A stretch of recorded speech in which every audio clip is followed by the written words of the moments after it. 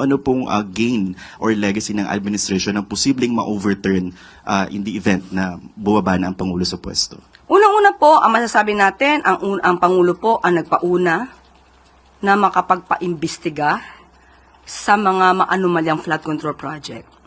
Hindi po biro sa isang Pangulo sa panahon ng kanyang administrasyon ang hahamon na imbestigahan ang lahat, pati na ang kanyang administrasyon at maaaring kanyang mga kaalyado para maipakita sa tao na hindi dapat inaabuso ang pondo ng bayan. Isa lamang ito sa maaari natin masabi na magandang ginawa ng Pangulo. Hindi na ito malilimutan ng mga kababayan natin. At ang mga proyekto, nakita po natin, katulad po ngayon, ang mabilis na paggalaw, pagkilos ng Pangulo sa panahon ng nangyayaring krisis dito sa Middle East.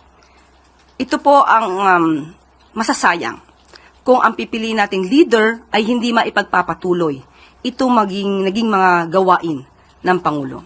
So nakakahinayang po talaga dahil baka mamayagpag muli ang mga hindi dapat na mamayagpag at makalimutan panagutin ang dapat na managot. Mahalin mo!